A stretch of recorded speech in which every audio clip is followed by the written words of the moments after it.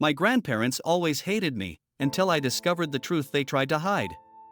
Hey Reddit, I'm Mia, 25, and I've spent most of my life feeling like an outcast in my own family. My grandparents have never treated me with the love and affection they showed my cousins, and for years, I couldn't understand why. I always felt like I was doing something wrong, constantly seeking their approval and never getting it. Recently, though, I discovered a shocking truth about my family that changed everything. Here's my story about how I found out why my grandparents hated me and the plot twist that turned my world upside down. I grew up in a small town in Ohio, raised by my single mom, Rachel. She did her best to provide for me, working 2 jobs to keep food on the table and a roof over our heads. My dad left before I was born, and he was never a part of my life. It was always just me and my mom, and we were close.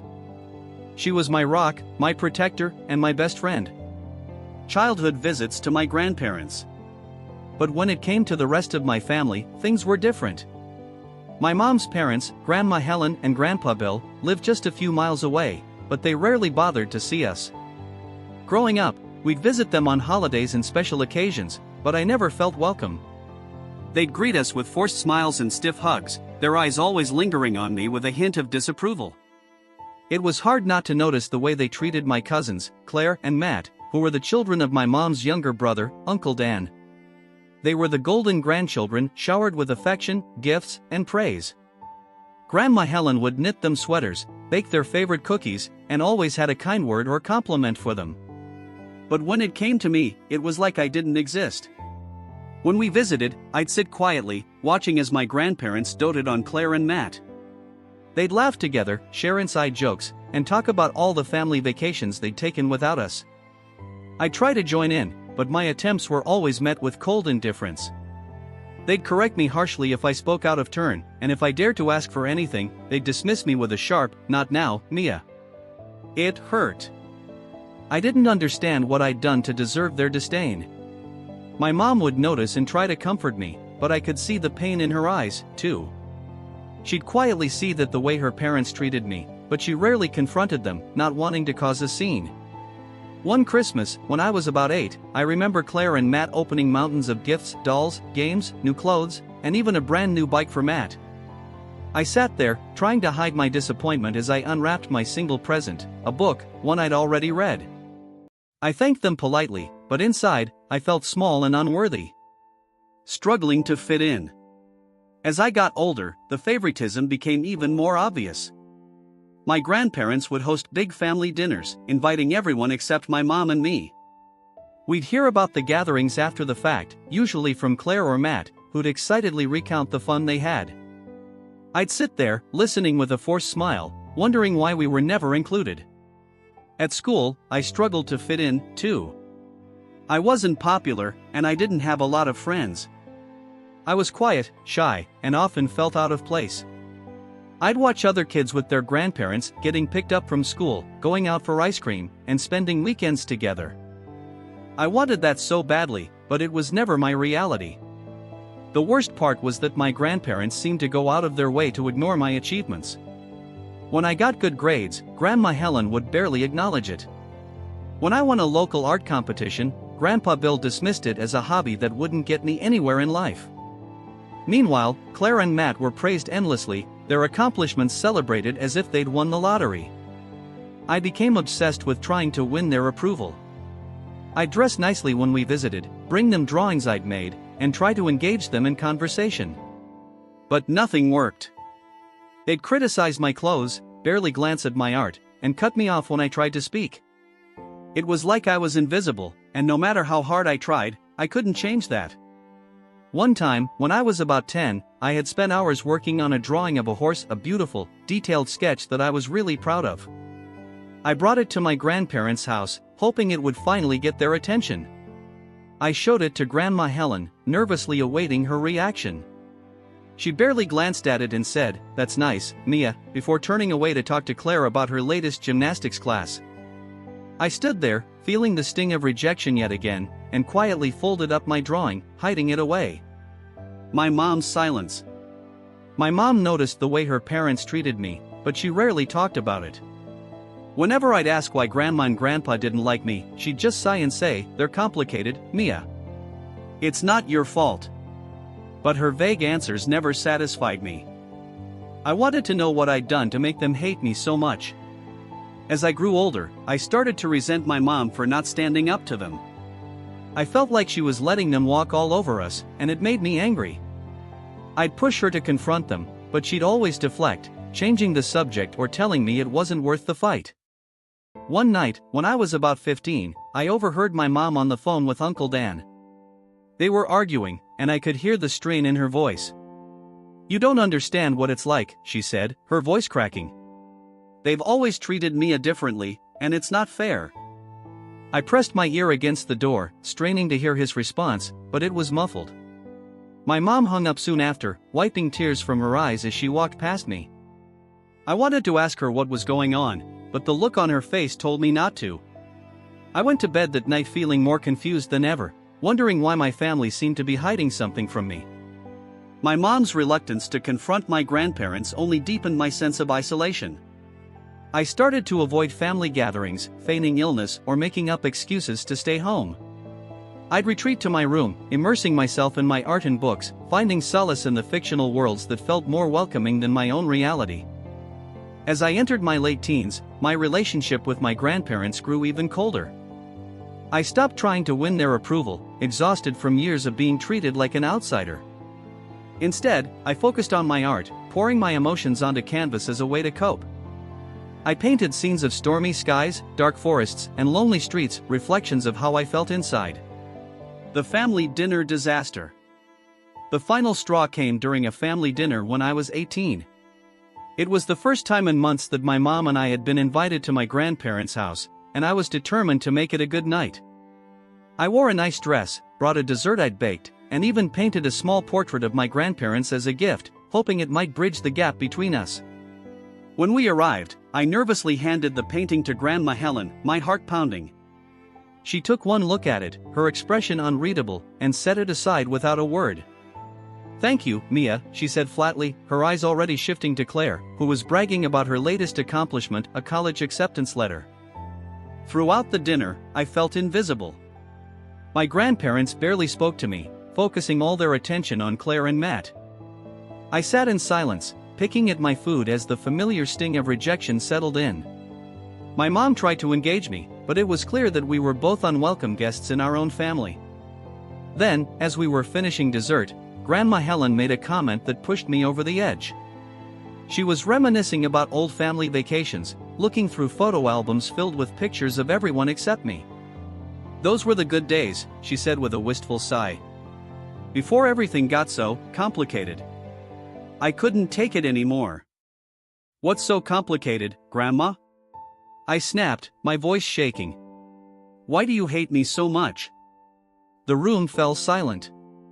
My mom shot me a warning look, but I was too angry to care. I'd been holding in my frustration for years, and it was all spilling out. "I've never done anything to deserve this," I continued, tears streaming down my face. "You treat me like I'm not even part of this family. Why?" Grandpa Bill glared at me, his face red with anger. "That's enough, Mia," he barked, slamming his hand on the table. "This isn't the time or place." I stood up, my chair scraping loudly against the floor. "It's never the time or place, is it?" I shouted. "You've never once cared about me. I'm your granddaughter, too, but you act like I don't even exist." My mom tried to calm me down, but I was shaking with rage. I grabbed my coat and stormed out, not caring about the shocked looks on everyone's faces. As I walked home, the cold night air stung my skin, but it was nothing compared to the pain in my heart. I'd finally spoken my truth, but it hadn't made a difference. My grandparents' hatred was deeper than anything I could understand. I remember sitting on my bed that night, my chest heavy with frustration and sadness. I had spent years trying to piece together why I was treated so poorly, but it seemed like the answers were always just out of reach. I wanted to scream, cry, and make anyone acknowledge how much it hurt to be the family outcast. Seeking answers from my mom. When we got home, my mom tried to talk to me, but I was too upset. "Why won't you ever stand up for me?" I yelled, my voice breaking. Why do you let them treat me like this? My mom looked defeated, her eyes filled with sadness. Mia, it's not that simple, she said quietly. There are things you don't understand. Then help me understand. I cried. I'm tired of feeling like I'm not good enough. Why do they hate me? My mom hesitated, her hands trembling as she wiped away her tears. I wish I could explain it to you, she said, her voice cracking. But it's not my story to tell.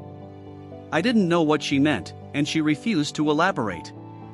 That night, I lay in bed, staring at the ceiling and replaying the argument over and over in my mind. My mom's cryptic words haunted me. What was she hiding? Why was my family so determined to keep me in the dark? In the days that followed, I distanced myself even more from my grandparents. I ignored their calls and avoided their house, refusing to put myself through the pain of their rejection any longer.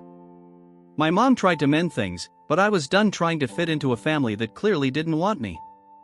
I poured all my energy into preparing for college, eager for a fresh start away from the toxic environment I'd grown up in. After that disastrous dinner, I distanced myself from my grandparents completely. I stopped attending family gatherings and avoided any contact with them. My mom continued to visit them occasionally, but I couldn't bring myself to face them. I was done trying to fit into a family that clearly didn't want me. The mysterious box. One day, while I was cleaning out our attic, I stumbled upon an old, dusty box that I'd never seen before. It was tucked away in a corner, hidden beneath piles of old clothes and forgotten keepsakes. Curious, I pulled it out and opened the lid, revealing a collection of old photographs, letters, and documents. As I sifted through the contents, I found a stack of photos of my mom from when she was young, pictures I'd never seen before. She was smiling, carefree, and surrounded by friends. But one photo caught my attention, a picture of my mom, pregnant, standing next to a man I didn't recognize. They looked happy, their arms wrapped around each other as they posed in front of a small, modest house. I stared at the man, my mind racing. He was tall, with dark hair and a warm smile, and there was something familiar about him. I flipped the photo over, hoping for a clue, and my heart skipped a beat when I read the inscription on the back, Rachel and David, expecting little Mia, 1997. David. The name of my father, the man who had disappeared from my life before I was even born. I'd never seen a picture of him before, and my mom had rarely talked about him. She'd always said he wasn't worth mentioning, that he'd left before I was born and had never looked back. But here he was, smiling next to my mom, looking every bit the doting partner. I felt a mix of anger and sadness as I stared at the photo, wondering why my mom had kept this hidden from me. I kept digging through the box, hoping for more answers, and found a bundle of letters tied together with a frayed ribbon. The letters were from my grandparents to my mom, written when she was pregnant with me. As I read through them, my heart sank. The letters were filled with harsh words, accusations, and ultimatums. They blamed my mom for getting pregnant out of wedlock, and they despised David for being irresponsible and unworthy of their daughter. They told my mom that if she kept the baby, if she kept me, she would be cut off from the family. They'd disown her, refuse to help, and have nothing to do with the child she brought into the world. My mom's responses were heartbreaking, pleas for understanding, for forgiveness, for a chance to make things right. But my grandparents were unyielding. They didn't care about her struggles, and they certainly didn't care about me. I sat on the attic floor, surrounded by the remnants of a past I'd never been told about. My heart ached for my mom, who had been just 22 years old when she faced the impossible choice of keeping me or losing her family's support. I could see the pain in her words, the desperation to make things right, and the courage it must have taken to stand up to her parents and keep me despite their threats. Confronting my mom. I couldn't keep this to myself. I went downstairs, clutching the photo and the letters, and found my mom sitting at the kitchen table, sipping her coffee. I placed the items in front of her, my hands shaking with anger. "What is this, Mom?" I demanded, my voice trembling. "Why didn't you ever tell me?" My mom looked at the photo, her face draining of color. She picked up the letters, her eyes scanning the familiar handwriting, and I watched as tears filled her eyes. "Mia, I'm so sorry," she whispered, her voice breaking. "I never wanted you to find out like this. Why didn't you tell me about Dad? I asked, my voice cracking. Why did you keep all of this from me? My mom took a deep breath, her hands shaking as she tried to compose herself. I was trying to protect you, she said quietly. Your father, he wasn't who I thought he was. He left when I was pregnant, and my parents blamed me for everything. They told me that if I kept you, I'd be on my own. I listened, my heart aching as my mom recounted the pain of being abandoned by my father and disowned by her parents. She'd been just 22, scared and alone, trying to navigate a world that had turned its back on her. She'd kept me, despite their threats, and had done everything she could to give me a good life. But why didn't you ever tell me about this? I asked, my voice filled with frustration. I've spent my whole life feeling like I was never good enough for them. I thought it was my fault. My mom wiped her tears, looking at me with a mixture of guilt and sorrow.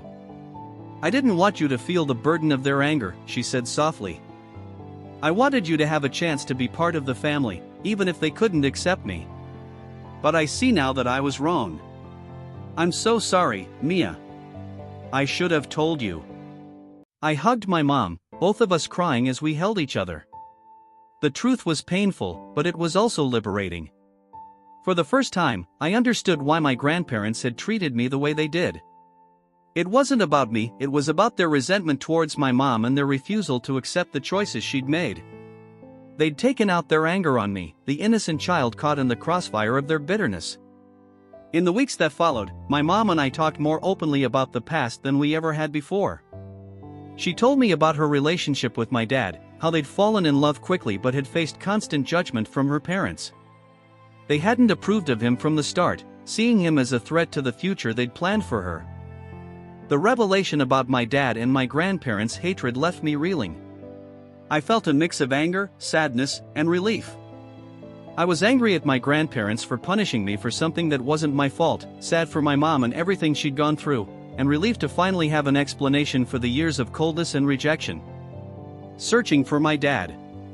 But one question still lingered in my mind: what had happened to my dad? My mom's version of events painted him as a deadbeat who had abandoned us, but the picture in the attic showed something different, a man who, at least at one point, had been happy to be a father. I couldn't help but wonder if there was more to the story. Against my mom's wishes, I started searching for him. I combed through old public records, social media profiles, and even reached out to a few of my mom's old friends who might have known him. After weeks of searching, I finally found a Facebook profile belonging to a David Collins, living in a neighboring town. I stared at the profile picture, my heart racing. It was him, older, with more gray in his hair and wrinkles around his eyes, but unmistakably the man from the photo in the attic. I hesitated for days, debating whether or not to reach out. Part of me was scared of what I'd find, afraid that he'd reject me just like my grandparents had. But curiosity got the better of me. I sent him a message, introducing myself and explaining who I was. I kept it brief, not wanting to overwhelm him, but I made it clear that I was looking for answers. I didn't expect a response, but a few days later, I got one. David replied, expressing shock and surprise at my message. He told me that he'd always wondered what had happened to me and my mom, and that he'd tried to reach out years ago but was shut down. He claimed that my grandparents had pressured him to leave, threatening to cut him off financially and ruin his career if he didn't walk away. He said he regretted it every day and had been too ashamed to try to make things right. I was stunned. According to him, my grandparents had orchestrated everything, pushing him out of our lives because they disapproved of his background and didn't think he was good enough for my mom.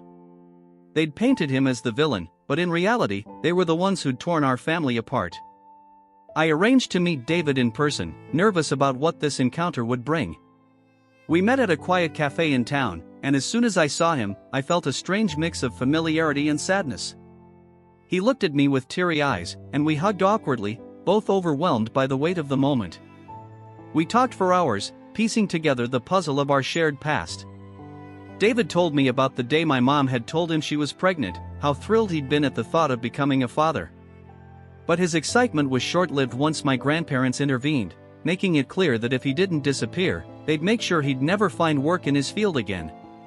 They said I was ruining Rachel's life, David admitted, his voice shaking. They threatened to cut her off, to disown her. And they said if I stayed, they'd do everything in their power to make sure I couldn't support her or you. I was scared, Mia. I didn't know what else to do. Confronting my grandparents with the truth. I knew I needed to confront my grandparents, but I was terrified. I hadn't spoken to them since the disastrous dinner, and the idea of facing them filled me with dread. But I couldn't keep quiet anymore. I needed to hear their side of the story. I called my mom and told her what I'd learned. She was furious, shocked by the revelation that her parents had manipulated the situation to drive David away. "They've lied to us both, Mia," she said, her voice shaking with anger. "We deserve answers." Together, we went to my grandparents' house. I could feel my heart pounding as we knocked on the door, and when Grandma Helen opened it, she looked surprised to see us. "What are you doing here?" she asked, her tone as cold as ever. I took a deep breath, my hands trembling. "We need to talk," I said, stepping inside. My grandparents exchanged nervous glances as we sat down in the living room, the tension palpable. I pulled out the letters and the photo of my dad, laying them on the coffee table. "I found these," I said, my voice steady despite the fear bubbling inside me. "And I've spoken to David. I know everything." My grandparents' faces turned pale. Grandpa Bill shifted uncomfortably, avoiding eye contact, while Grandma Helen looked down, wringing her hands. "Mia, it's not what you think," she began, but I cut her off. "You manipulated everything," I said, my voice rising. "You pushed him away, threatened him, and then blamed him for leaving. You made my mom's life hell, and you've treated me like garbage my whole life because of your own issues." Grandpa Bill finally spoke, his voice gruff and defensive. "We were trying to protect Rachel," he said. "David was a nobody, he had no prospects, no future. We couldn't let her ruin her life with him." I shook my head, tears streaming down my face. "But you ruined everything," I cried. "You ruined my chance to know my dad, to have a normal family. And you punished me for it, for something that was never my fault." My grandparents sat in silence, unable to defend themselves. They'd built their lives on lies and manipulation, and now, the truth was out. My mom stood beside me, holding my hand as we faced them together. "You've hurt us more than you'll ever know," she said quietly. "And I don't know if we can ever forgive you." Grandma Helen tried to apologize, but it was clear she was more concerned about her own image than the pain she'd caused. "We did what we thought was best," she said, her voice wavering. "We never meant for things to turn out this way. But it was too little, too late." My mom and I walked out of that house, leaving my grandparents behind. We knew we couldn't change the past, but we were determined to take control of our future, free from the toxicity that had poisoned our lives for so long. Rebuilding what was broken. After that confrontation, my relationship with my grandparents was strained beyond repair. They never offered a real apology, too stubborn and set in their ways to admit the full extent of their wrongdoings. My mom and I cut ties, choosing to move forward without their toxicity weighing us down. I continued to get to know my dad, slowly rebuilding the connection that had been stolen from us. It wasn't easy, there were years of hurt and misunderstanding to work through, but we were both committed to making up for lost time. We'd meet for coffee, talk about our lives, and share the memories we'd missed. It wasn't perfect, but it was a start. My mom and I grew closer, our bond strengthened by the truth that had finally come to light. She started going to therapy, working through the trauma of her parents' betrayal, and I did the same. We were healing together, letting go of the past and embracing a future free from the lies that had once defined us. It took time, but eventually, the anger and sadness began to fade. I channeled my emotions into my art, creating pieces that told the story of my journey, the pain, the revelations, and the hope that had come from uncovering the truth. I even held a small art show at a local gallery, sharing my work with the community. It was terrifying to put my story out there, but it was also cathartic. Building a new life with my dad. As my dad and I continued to rebuild our relationship, I learned more about the man he was and the life he'd led. He wasn't perfect, he had his flaws, and he admitted that he'd made mistakes. But he was also kind, funny, and genuinely wanted to be a part of my life. We'd spend weekends together, going on hikes, exploring new restaurants, and just talking about everything and nothing. He told me stories about his life before and after leaving my mom, and I could see the regret in his eyes when he talked about the years he'd missed with me. He'd been manipulated, pressured, and scared, and he'd made the wrong choice. But he was determined to make things right, and I was willing to give him that chance. My mom was supportive of our relationship, though she kept her distance at first. She needed time to heal from the wounds of the past, and I respected that. But over time, she and my dad began to reconnect, too. They'd meet occasionally, talking about the old days, their mistakes, and the things they'd learned. It wasn't a romantic reunion, they'd both moved on, but it was a healing one. Letting go of the past. I also focused on letting go of the resentment I felt toward my grandparents. It wasn't easy, especially knowing that they'd never fully own up to what they'd done. But I didn't want their bitterness to control my life anymore. I wrote them a letter, expressing my feelings and telling them that while I couldn't forget, I was choosing to forgive for my own sake. They never responded, and I didn't expect them to. But writing that letter was my way of taking back my power. I was no longer the scared, insecure child seeking their approval. I was an adult, in control of my own destiny, and I didn't need their validation to know my worth. My art continued to thrive, and I eventually started my own small business, selling my paintings and teaching art classes to kids and adults. I found joy in helping others express themselves, just as I had learned to do. I built a community of friends, artists, and supporters who believed in me, and it filled the void that my family had left. I also began volunteering at local schools, giving art workshops and mentoring young students who felt like outsiders, just as I had. It was fulfilling to use my experiences to help others find their voice, and every time a child smiled at their own creation, I felt like I was making a difference. Looking ahead, a new chapter. Through it all, I learned that family isn't just about blood, it's about the people who love and support you, no matter what. I found my family in my mom, my dad, and the friends who stood by me when everything fell apart. I created my own version of what family should be, and it was better than anything I could have imagined. Looking back, I can't believe how much my life has changed. I went from feeling unwanted and unloved to finding the strength to uncover the truth and reclaim my story. My grandparents' hatred was never about me, it was about their own issues, fears, and insecurities. And once I understood that, I was finally free. Thank you for listening, Reddit. If there's one thing I've learned, it's that we can't always control the actions of others, but we can control how we respond. I've chosen to respond with forgiveness, with hope, and with the belief that I deserve better.